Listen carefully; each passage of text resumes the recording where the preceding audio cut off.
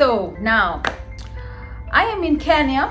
I'm supposed to travel to the Bahamas because my parents allowed my husband here to take me to his parents as well. So that Lord, maybe you know when doubt starts kicking in, God, they really hear you about this guy?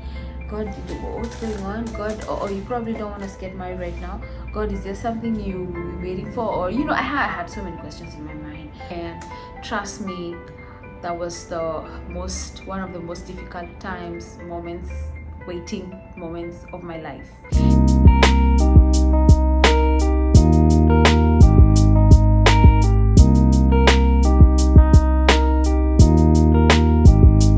Welcome, part 5. You were with us, part 1, part 2, part 3, part 4, and now we are on part 5. What a pleasure to have you. I trust by now you have liked, shared, and subscribed to our YouTube channel, Nat&D. If you have not done so, this is your opportunity to subscribe, to remain connected with us so that you can get all notifications of new videos that are being uploaded to this great channel. All right, so guys, let's get to the part where most of you have been asking me questions. So now I am in Kenya. I'm supposed to travel to the Bahamas because my parents allowed my husband here to take me to his parents as well so that they can get to meet me. But the plan was I'm supposed to go there, visit them for about 3 weeks and come back home, okay? Don't forget that. So he traveled back in October. And I traveled to the Bahamas in December. The whole point, he really wanted me to celebrate my birthday there because my birthday is in December, but that didn't happen because I went a little after my birthday. But can I tell you guys, that was a time where it was in the physical, or if I'm being realistic, like how people say be real, it was impossible for you to travel or get a visa at that time because it was right in the middle of COVID. And I remember when my husband told me to start applying for the visa, I was like, hold on. Our job, where I was working with an NGO where they stopped the contracts because we used to go to schools to train them on oral hygiene, and schools were closed because it was COVID, and so our contract had come to an end, and so that means I was out of a job. Okay, so number one, I didn't have the finances to do all of that process, but he said don't worry, he'll cover it. So I said okay, well, I'm covered when it comes to the finances, but how am I going to apply for a visa? Either you go through the States, the US visa, or you go through the UK embassy.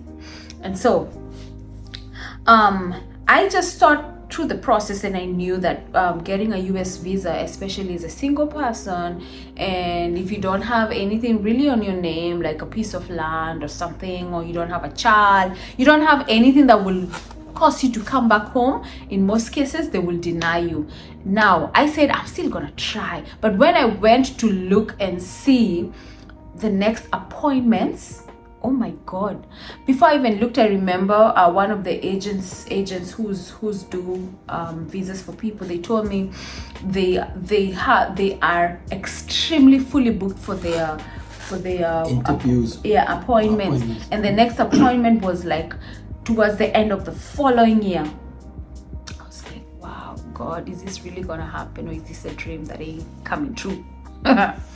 So I said, okay, let me try UK. And I remember approaching one lady who is very well versed with application for visas and all that.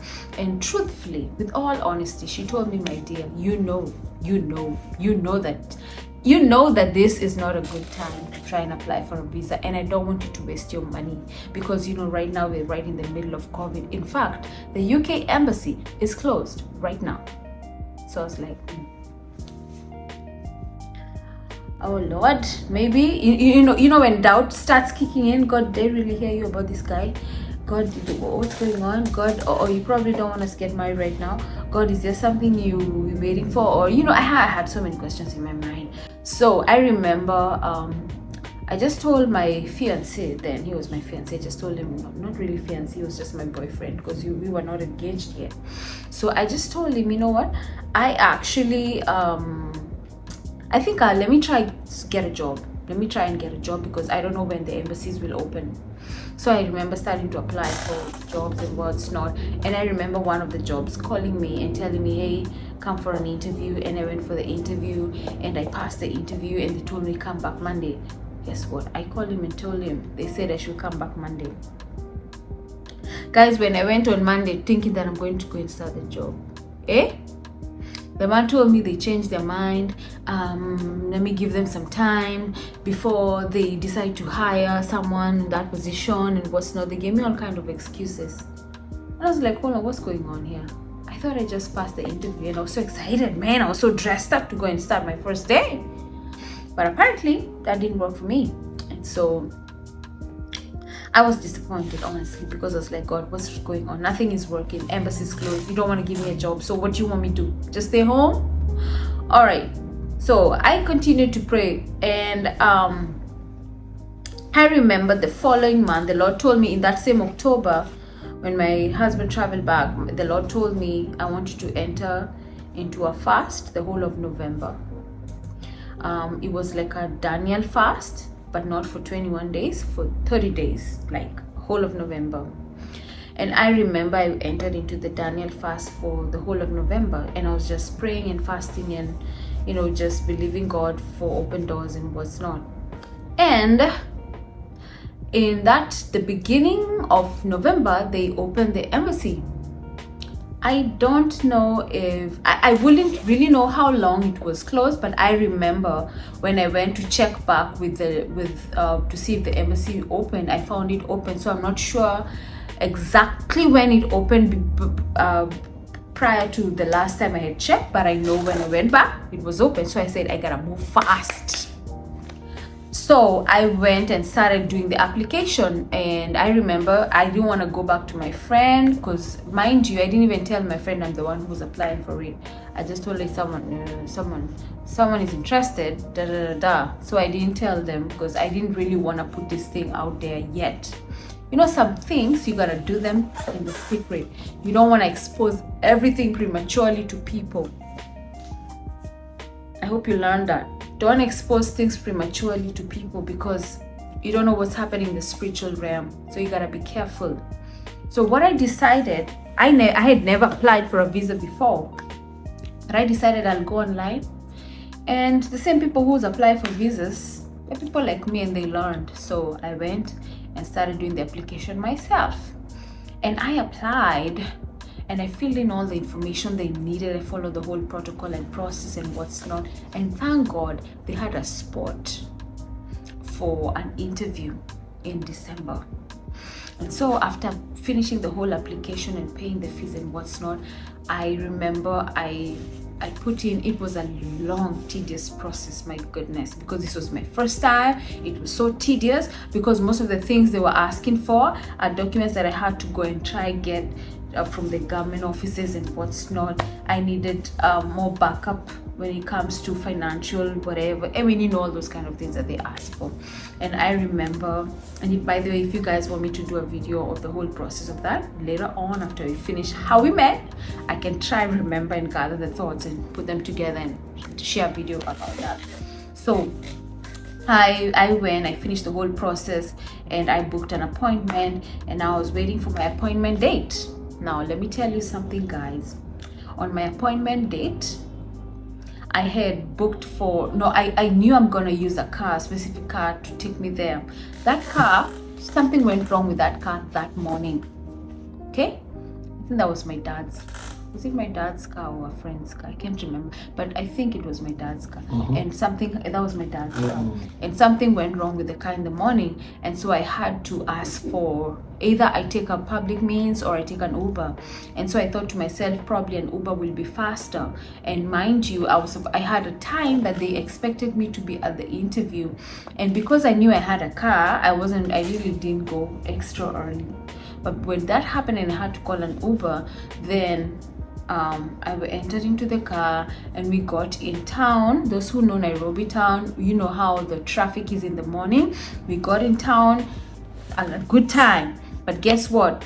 There was too much traffic for me to navigate through to get to the office, because the office was in the outskirts of town a bit. I had like to go to a next town, and so the traffic was too tight.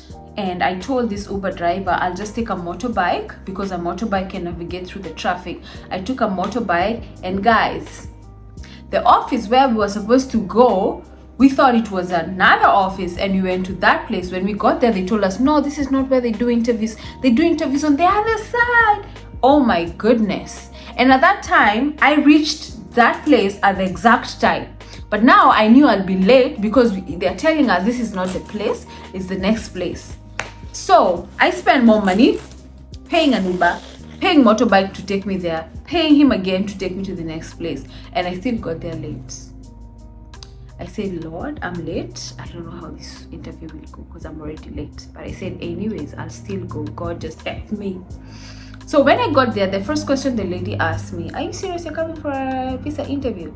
I said, yes. What was the time you're supposed to be here? I said 10 o'clock. So what time is it?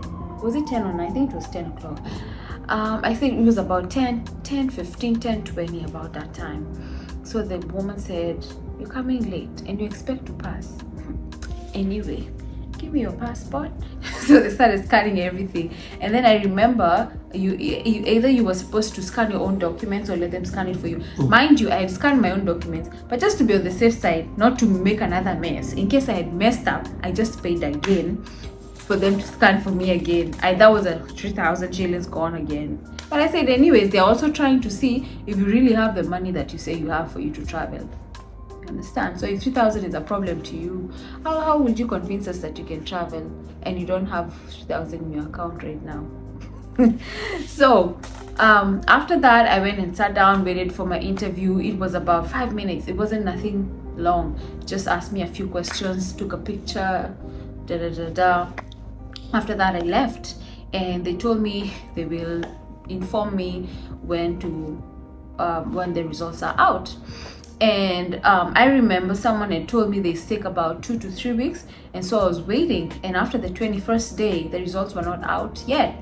So I was like, oh, this is taking a bit longer. I said, oh man, I hope nothing is wrong, because remember now the COVID situation, and mind you, there were other applications that were still on hold. And so I was just hoping and praying that that God is just gonna do something miraculous and favor me. But mind you, I won't lie to you that I wasn't a bit anxious at some point in my waiting time. Every time I felt anxious, I'll just go back to the Lord and pray. And I waited and waited and waited to get the results. And when they sent me an email and told me the results are out, I went there to see the results. And I remember that day, we had not booked the plane yet, nothing, until we said we ain't gotta do nothing. Of course, never do anything until your visa comes out. Don't book no flights, don't do nothing. So I remember I was just in a waiting mode, and trust me, that was one of the most difficult waiting moments of my life. And if you want to know what happened after that, make sure you tune in to part 6. All right guys, I don't want to lengthen this video beyond that, so guys, please stay tuned for part 6. I will continue with this in part 6. God bless you guys, and hope to see you on the next video. If you haven't subscribed to our channel, please do so. Press that subscribe button and press that notification button so that you can get informed of all the videos that we're gonna do. And guys, don't forget to like, and don't forget to drop your comments and your questions on the comment section. So God bless you guys, and hope to see you next video. God bless you. Narandi. Bye-bye.